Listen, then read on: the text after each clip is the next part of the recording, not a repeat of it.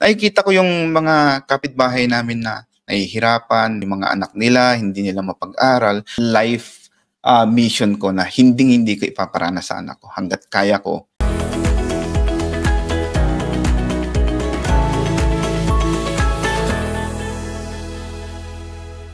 Hey guys, you're in a nutshell with me, Ina. Alam mo, ang storya ng ating kakausapin today, pinapakita kung ano ang nagagawa ng determinasyon, sipag at tiyaga, at yung idea na hindi ka dapat nawawalan ng pag-asa. Even if you were born into the world with so many disadvantages, kumbaga. Kumbaga, hindi hadlang ang paghihirap para magkaroon ka ng magandang kinabukasan. Yan ang, I think, the lesson na matututunan natin dito sa ating kakwentuhan. Ang ating kakausapin ay si Rafael Espiritu. Thank you so much for being here, Rafael. Thank you po. Good morning. Sa Lethbridge, Alberta, si Rafael. Alam nyo, viewer natin si Rafael dito sa In a Nutshell. Kaya ako siya na-meet, he sent me an email. Kung nakikita nyo, nag-shoutout ako dun sa gitna ng episode, diba? Sa mga gustong mag-share na kanilang story, ino-open ko po talaga yung mga email na yan, binabasa ko at sumasagot ako. Diba, Rafael, no? Opo. Naku, alam mo, paano ko ba i-describe tong kwento ni Rafael dun sa email kung email niya sa akin noon? Parang pang MMK ang buhay mo. Can you share with us first yung buhay mo sa Pilipinas bago ka nagpunta ng Canada? And this time, we're gonna start from when he was a child. Medyo hindi po maganda ang, you had bad experiences as a child, no? Rafael, sige nga. Sabihin ko lang po ito, to start, anak po ako sa labas. I'm not alone, you can imagine na hindi ako initially tanggap sa pamilya ng father ko. Yung childhood ko mostly spend ko sa labas, parang naging escape ko na lang yung paglabas-labas, gumagala-gala, kasama yung mga kaibigan ko. Kasi sa bahay kasi hindi ko masyadong naramdaman na may family ako. So parang ganun po. Where did you live? Sorry, Rafael. So where were you living? Nung pinanganak ako kasi, pinanganak ako sa Manila and then kinuha ako ng father ko and then tinira ako sa family niya. So, yung totoong family niya. So, you can just imagine na pagka, syempre, yung anak ka sa labas, masasabi kong hindi ako tanggap. Although, hindi ko naman sila masisi kasi nga, ganun yung situation. So, sino ba naman matutuwa, di ba, na nadadalin sa bahay ng tatay ko yung anak niya sa labas. So, ganun. Can you, I don't know if you're comfortable sharing with us, can you share with us how you were treated? Bakit mo nasabi na talagang ramdam mo na hindi ka tanggap doon? For one, may mga naririnig akong hindi magaganda. Hindi ko na lang po sasabihin mga details, no? Pero, syempre, ramdam ko na, let's say, sa pagkain, makikita ko na yung mga apo o yung mga is yung parang busog sila and then sa amin yung binibigay is kalahati lang. Let's say example, may hotdog, yung ulam ko kalahati, tas yung mga ibang kasama ko alam niyo yung dalawa pa, ganun. Yung mga tipong ganun. And then yung mga pananalita na masasakit. Although nung bata ako, hindi ko siya masyadong maintindihan kasi nga bata. Pero yung habang lumalaki, doon ko naintindihan. At doon ko rin naintindihan kung bakit ganon. Hindi po ako yung taong parang, okay, parang gaganti ako sa inyo kasi ganito, ganyan. Hindi po. Parang naintindihan ko na lang po na, inintindi ko na lang po na kung bakit ganon yung naging treatment sa akin ng bata. Although, malaki rin po ang pasasalamat ko kasi syempre, kahit pa paano, in a way, pumayag sila na doon kami tumira habang sa lumaki kami hanggang high school, college. Wow. Oo, nakakabilib din ang naging approach mo doon sa situation. No? Parang hindi ka nagtanim ng galit even if ganun yung nararamdaman mo nung bata ka. Opo. Oo. So, ang naging outlet ni Rafael, tulad nung nabanggit niya kanina, is you just spent time outside the house. Lagi kang nasa labas. Anong ginagawa mo? Nakikipaglaro sa mga kaibigan. And then, nung high school, ako kasi nung high school, parang doon na ako nag-umpisang parang mag-independent in a way. Kasi gusto ko nang kumita ng sarili kong pera. dumating yung punto na kung ano-ano yung ginawa kong trabaho, yung pinasukan kong trabaho, naging magbubuti ako. So, habang ginagawa ko yun, alam mo yung nakabalot yung ulo ko kasi syempre peer pressure. Ayoko yung parang pagtitripan ako ng mga kaibigan ko na, ay, magbubuti ka, parang ganon. And then, sa umaga, magtitinda ako ng pandesal. Tapos, after ko magtinda ng pandesal, diretso sa eskwela, antukin. So, parang ganon. Luckily naman, parang yung mga naging kaibigan ko, I would say like-minded people na yung mga tipong gusto nilang nagtitinda rin ng pandesal, mga ganon. So, doon ako sumama instead of yung parang mag-inom, yung mga barkada-barkada lang na tumambay-tambay. That's so good. I wonder bakit naging ganon yung perspective mo? Kasi, you know, many kids with, traumatizing or hindi masyado maganda ang kinalakihan na environment. 'Di ba? Ang tendency nakikita natin, they become rebels, nagre-rebelde. Ikaw parang hindi, ano? Hindi ko alam, pero nung nagkaroon na ako ng yung parang pag-iisip, yung parang nagkaroon na ako ng disiplina sa sarili ko. Yung community namin, may mga nakikita ko yung mga hindi siya talaga mayaman. Nasa lang kami, baryo, parang nakikita ko yung mga kapitbahay namin na nahihirapan, na yung tipong yung mga anak nila, hindi nila mapag-aral. Parang naisip ko na lang bigla na pumasok sa isip ko na ayokong maging ganito sa paglaki ko. Okay. So parang kung magkapamilya man ako, I'll make it to a point na parang life mission ko na hindi ko ipaparanas sa anak ko. Hanggat kaya ko, hindi ko po gagawin yan. Okay, so ayun na nga. High school, naging mambobote si Rafael, nagbenta ng pandesal. Ikaw na lang ba ang nagbabayad para sa mga expenses mo? Ano nangyari sa schooling mo? Paano ba yun? Nung high school, syempre wala pang masyadong bayarin. Father ko pa po. Okay. And then, nung college, hindi ako aware na si father ko pala, kahit papaano, is nag-secure siya ng scholarship ko from College Assurance Plan. Yung CAP. Oh, CAP. Okay. Gusto ko po talagang course nung magka-college ako is either architecture or anything related na parang computer science. My dad wasn't fond of it. Okay. Fond of the idea. So, parang, ang sabi niya, okay, mag-education ka lang. So, sabi ko, oo. Pero, siguro, naging pasaway ako in a way na hindi ko siya natapos. Kasi unang-una, hindi ko talaga siya parang and ang gustong-gusto ko talaga is computer-related course or maging architect. Pero yun nga, hindi nag-materialize until on my 3rd year or 4th year, nag-declare ng bankruptcy si College Assurance. Naabutan ka doon, naalala ko yung balita na yun. Okay. So, hindi ko na siya nagamit. So, doon na nagsimula yung parang struggle ko. So, ang pinili ko na lang is mag-start na mag-work. Nag-start ako nag-work sa Jollibee, sa isang fast food, and then habang nagtatrabaho ako sa Jollibee, may nakita kong, kasi sobrang hilig ko nga sa computer. So after work from Jollibee, also habang nag-aaral pa ako sa college noon, part-time ako sa Jollibee. Habang nag-aaral ako sa college, naging student assistant ako sa computer shop doon. So habang nandun, nakita ko yung parang isang job post doon sa isang job post website na parang call center. Okay. So sinubukan ko. Online, nag-apply ako online. And then, luckily, may tumawag sa akin. In-interview ako, and then, ayun, doon na nagsimula yung napunta ako sa call center. Ang kwento ni Rafael, mula nung nag-call center, hindi mo na natapos paano nangyari? Hindi mo na natapos yung college, tama ba? Yes po. Opo. Nag-decide na ako talagang mag-drop sa college, and then nag-work na ako sa call center for 7 years. Okay, but hindi po nagtapos ang career ni Rafael sa call center. Talagang he wanted to insist dyan sa computer-related field, And how inspiring, parang nag-self-study ka ng graphic design? Opo. Habang nagtatrabaho ako sa call center, kahit na rest day ko minsan, papasok ako para lang mag-aral ng kung anong pwede kong pag-aralan na ma-enhance yung parang nag-upskill ako habang nasa call center. Ginamit ko yung opportunity na nasa call center ako para mag-aral ng graphic design. Sorry, what do you mean by that?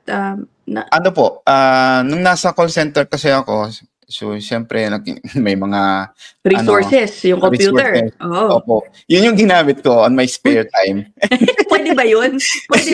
Actually, hindi po. Pero meron sa lobby kasi doon sa may free computer shop doon sa may parang yun yung ginagamit ko. And then nakabili na rin ako ng sarili kong computer noon. So yun talaga yung doon nag-umpisa. And then bago ako nag-resign sa call center, siguro nag-resign ako 2011, 2009, doon ko nakuha yung unang client ko online via Facebook. So sabi naisip ko, parang, pwede palang kumita online. Sabi ko, ganun. So parang, from then on, parang nag-start na ako na mas lalong mag-focus na mag-aral hanggat kaya ko ng graphic design hanggang sa nakakuha na ako ng mga clients internationally. Wow. Yeah, may mga clients na ako from US, Canada, New Zealand, parang mga ganun. Wow. And that is as a freelance graphics artist. Opo. Grabe, no? How did you get your clients online? Madali ba makakuha ng kliyente online from abroad, ganyan? Actually, ang ginamit ko nung una, Facebook lang eh. Wow! Yeah, nung una, so ang ginagawa ko, parang nagsisearch ako ng mga, parang yung hashtag, yung mga, naghahanap ako ng mga looking for graphic designer, looking for logo designer. So, ang ginagawa ko, on a daily basis, ang ginagawa ko, nag-spam ako ng mga potential clients ko. Parang mini-message ko na, hey, I saw your post needing a graphic designer. Tapos sabi kong ganun. Tapos, nag-send ako ng proposal. Banggit ni Rafael, no? Itong ginawa niyang trabaho, you earned well from it. Yes, Diyan ka nakapagpundar ng mga ari-arian. Can you tell us ano ang naging produkto ng iyong pagiging freelance graphics artist? Aside from freelance graphic artist kasi, parang ginamit ko rin po yung experience ko as a customer support professional. So, dalawa po yung niche ko. While doing graphic design, naging rin po ako sa customer service field. So, habang nag-iipon ako noon, syempre, dollar rate. So, ang ginawa ko, nung una kasi parang nag-struggle ako sa call center nung dumating yung puntong kwento ko lang on the side na sakit yung anak ko. And then, yung dumating sa puntong naiiyak na lang ako kasi hindi ko alam kung saan kuhugutin yung pambayad ko sa hospital. So, parang yun yung turning point ko na sabi ko, mag-iipon ako talaga. So, nung nakakuha na ako ng clients online, doon ako nag-ipon talaga. As in, ipon. Hanggang sa dumating sa puntong nakapunta na kami ng kotse, na brand new. Wow. Hindi naman sa pagmumayabang. Bayad na yun. Baka sabihin nila, utang, bayad na yun. Okay, ano ba? Nung una, nakabili na ako ng mga appliances sa bahay, TV, mga ganon. So, nagtataka yung kapitbahay namin na parang, parang nasa bahay ka lang, paano ka nakakabili ng ganyan? Parang pinagdudahan pa ako na nagbili ako ng drugs. Kasi hindi nila ako nakikitang lumalabas. Tapos bumili ako ng yung mga flat screen TV hanggang sa nakabili ng kotse. So, ayun. How about a house, an apartment? Yes. Nakabili ako ng 2 kotse, 2 lote, and then nakapag-ipon na rin po nang ginamit namin papunta dito. Wow! Ang galing, diba? Hanggang ngayon yung mga lote mo sa Pilipinas, andun pa rin? Opo. Ang galing naman. Saan ka pala nakatira ba, Rafael? Nakalimutan ko itanong. Sa Pangasinan po kami dati, sa San Fabian, Pangasinan. Ang galing naman. Okay. So ayan, nabanggit na ni Rafael. Hanggang nagpunta na sila dito sa Canada. Si Rafael po ay nag-aaral. He came in as an international student with his wife and 1 child, ano? Opo. And another one on the way. Another one on the way. Okay, congratulations. Thank you po. Okay. Yung baon ninyo dito, okay na okay. Sapat ba? Hindi kayo struggling to make ends meet now? Sapat naman po. Actually, may savings naman po kami until now. And syempre, may trabaho na rin. Kasi makwento ko naman yung paano kami napunta dito. Nung nasa call center pa lang po kasi ako, ang taas ko po kasi mangarap eh. Oh, So, that's good. Oh. Lagi ko pong iniisip na, sana one day makapunta ako either sa US or sa Canada. Sabi ko, yun palagi yung nasa mindset ko na parang parang minanifest ko talaga siya. Bago po natin ipagpatuloy ang episode na yan, just a quick commercial. Gusto ko lang po pasalamatan ang lahat ng nanood at sumuporta ng Spot Pinoy. Yan po ang aming collab channel dito sa YouTube. Kasama ka po dyan, sina Mark Carino ng Carino Family, tsaka si Dre Rice Velasquez. Naku, sana po panoorin nyo. Check out the channel, Spot Pinoy. Ang saya po doon. Ang dami po namin kukwentuhan doon. Saya lang. Mag-subscribe na rin kayo. Okay, back to episode. From the moment na nakapasok ako sa call center, na one day sabi ko sa sarili ko, makakapunta ako at madadala ko yung pamilya ko. Sabi ko. So sabi ko, nang nasa call center ako, isa din yun sa ginawa ko. Almost every day nagsisend ako ng yung application sa job bank. Tapos nakakuha ako ng mga invitation for interview. Mangilan-ngilan din, pero unfortunately hindi siya nag-materialize kasi nga alam nila na nasa Pilipinas. So medyo mahirap, lalo sa call center industry, parang hindi siya pasok as a skilled worker or kahit anong parang pathway.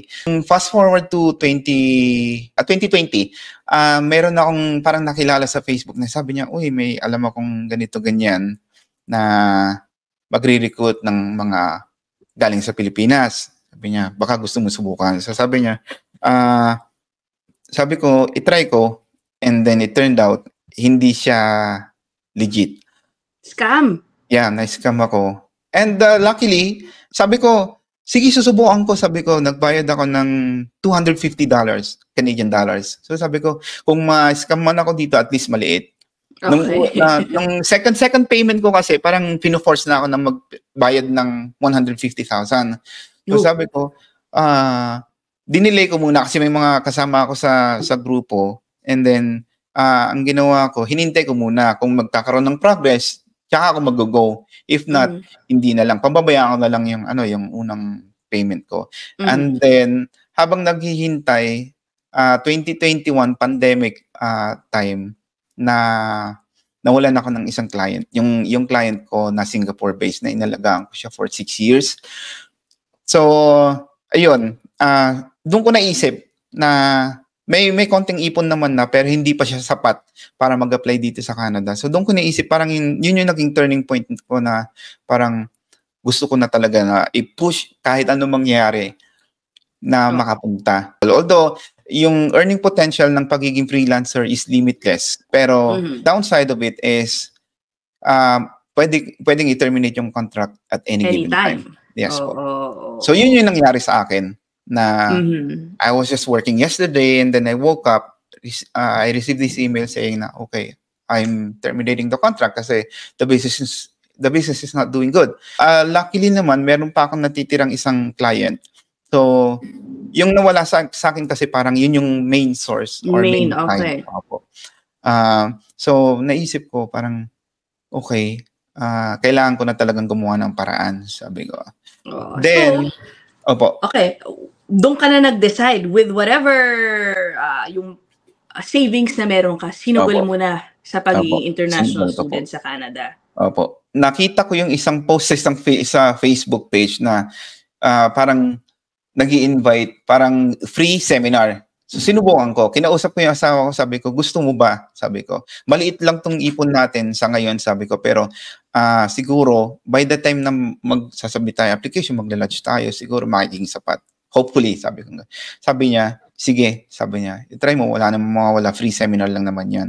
That day, na nag-attend ako ay nakita ko yung post na yon is birthday ng tatay ko. Parang, ewan ko, parang naging sign na, sige, go. 2022, nakakuha ako ng isang client which is Canada-based. Okay.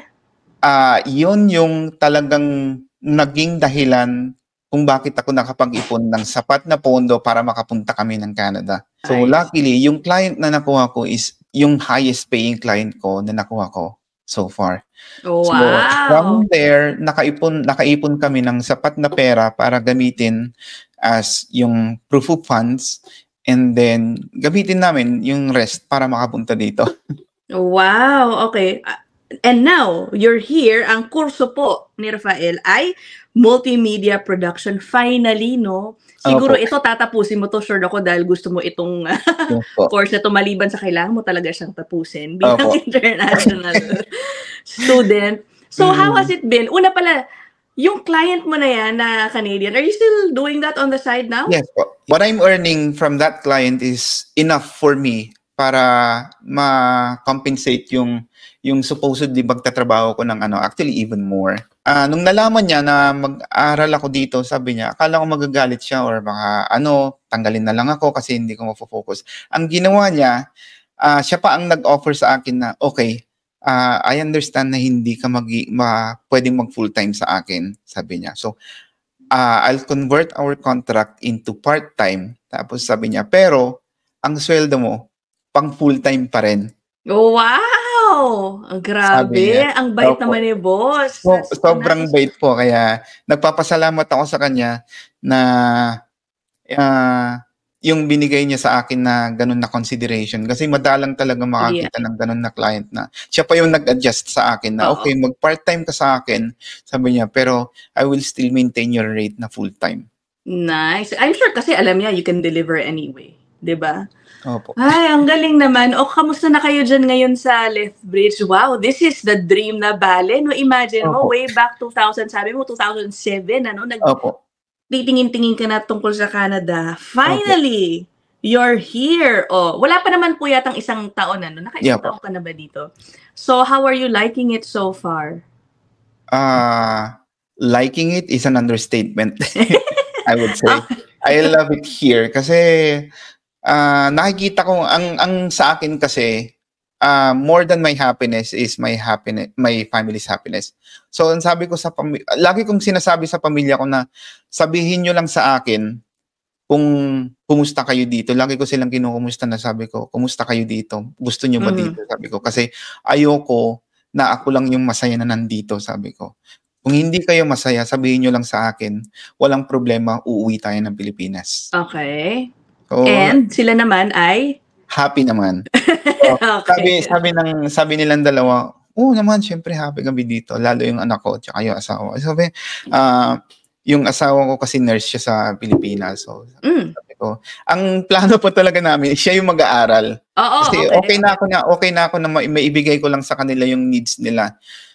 Pero ang sabi ng misis ko kasi, sabi niya, gusto ko ikaw ang mag-aral kasi nakita ko naman na gusto mo mag-aral, bumalik ng eskwela at makuha mo yung gusto mo na course. So, parang binigyan niya ako ng chance para makapagtapos na ako na lang yung mag-aaral dito. Wow, that's so nice. And your wife, is she working on possibly becoming a nurse here too? Yes po. She's actually reviewing right now while working as a yung support worker dito sa Lethbridge. Tapos yung ano ko din, masaya din naman. masaya daw siya dito. Lagi nga siyang nagtatanong kung kailan kami mag-apply ng PR. Nakakatuwa naman. Okay, alam mo, before we recorded itong si Rafael, gusto ko yung nasabi niya sa akin na gusto niya sanang inspire sa mga, lalo na I guess, kabataan, Opo. Na merong similar childhood. Gusto ko lang sana yung kasi yung mga similar na situation sa akin na pinanganak sa, let's just say, hindi kagandahang sitwasyon sa buhay na hindi yun dahilan para, kumbaga, ganun, tanggapin na lang kung ano yung kinalakihan mo na sitwasyon. Kumbaga, hindi uso sa akin yung iris parinis na kasabihan kasi. Ako kasi nagkaroon kasi ako ng mindset na habang buhay ako, meron akong pagkakataon para baguhin yung buhay ko. Yan. Oo nga. Kumbaga, kung anong sinerve sa yung platter, hindi kailangan yan lang yun. Opo. 'Di ba? Hindi ka dapat mawalan ng pag-asa. Halimbawa, kung ikaw ay pinanganak sa hirap. Mahirap na mahirap, oo, pero there's still hope. 'Di ba? Tingnan niyo yung si Rafael, ang dami rin yung pinagdaanan, 'di ba? Fast food worker, mambobote, et cetera, nagsariling sikap mag-aral para lang makuha talaga yung gusto niyang trabaho, and now he's here in Canada. living comfortably dahil nakaipon din siya ng sarili niya, o 'di ba? Opo. Ay naku, what do you like best about Canada? Nasa Pilipinas kasi ako, before pa ako yung nag-start na kumita ng ramdam ko yung pagiging mahirap. Yung alam niyo yung barrier ng mahirap sa mayaman, yung mga VIP, mga ganon na treatment sa ibang mayaman. Dito kasi ramdam na ramdam ko yung kahit ano yung estado mo sa buhay dito, inaalagaan ka ng gobyerno. Actually, that's one of my frustrations na kung bakit kami lumipat. Kasi doon ko naramdaman doon ko talaga na-realize na at least dito, kasi doon sa Pilipinas kahit kumikita na kami ng sapat, enough for us to get by, na masasabi ko. Kasi hindi naman kasi yung mahilig kami sa mga fancy things. Kumbaga, sanay kami mamuhay ng simple.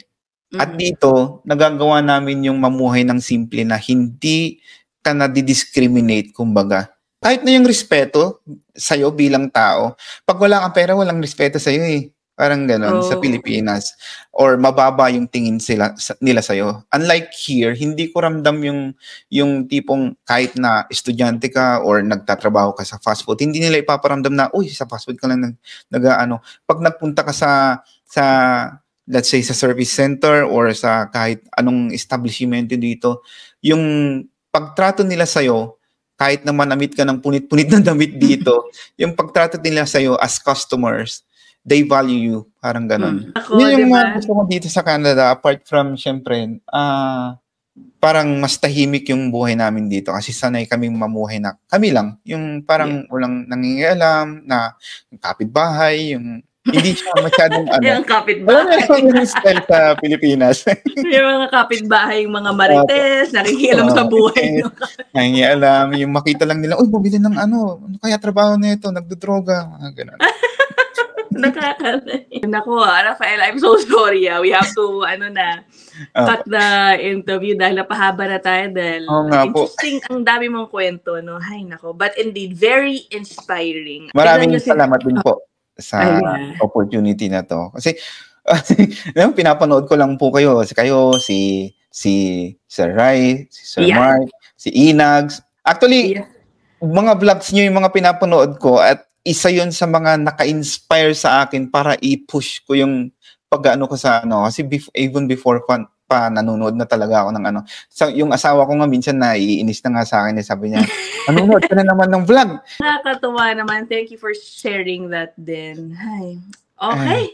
Thank you po. Sige, we'll end it at that, guys. Dito na muna tayo sa episode to. We'll see you guys in the next one. Thank you again, Rafael. Bye, everybody. Bye-bye.